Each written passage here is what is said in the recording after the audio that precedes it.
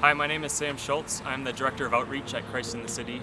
That basically means that I oversee the street teams and check in with the missionaries regarding their relationships with our friends on the street. We often get asked, why do people end up homeless or how?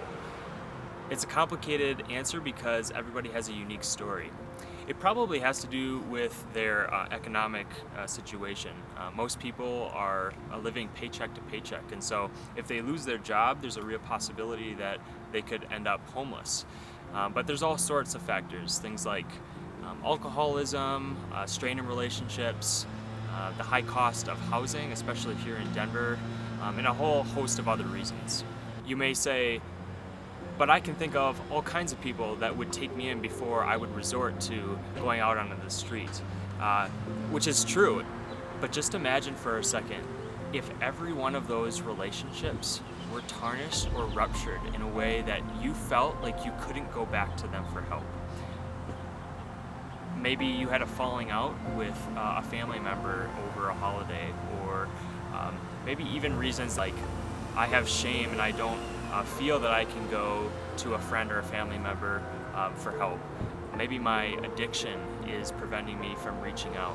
Whatever the reason is, that common thread that we see is this radical rupture of relationships. But now imagine for a second if three young people in their mid-20s approached you on the street and didn't ask anything of you, didn't require anything of you, but just wanted to start a conversation and maybe even enter into something of a friendship.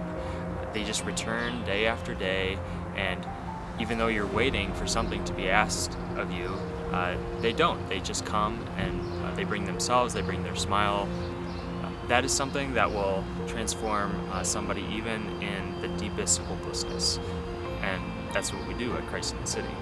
Show people that they are indeed lovable, that they can enter back into a relationship that they are ultimately made for. So the question of how does somebody become homeless almost becomes irrelevant. It doesn't really matter why somebody became homeless. It's only part of their story that we need to learn about and accompany them in. And so that lens which we see people, that's the lens of Christ, who approaches every person with an element of compassion and genuineness. He sees the sinner in all of their dignity, reserving the judgment of God for God. Mother Teresa said, if you're judging others, you have no time to love them. So a simple takeaway for this video is think of somebody in your life who you might not understand, or maybe that next group of individuals on the street that you see, and ask Jesus to illuminate your mind and your heart so that the question is not first how they got there and should they be there, but rather who are they and how can I help?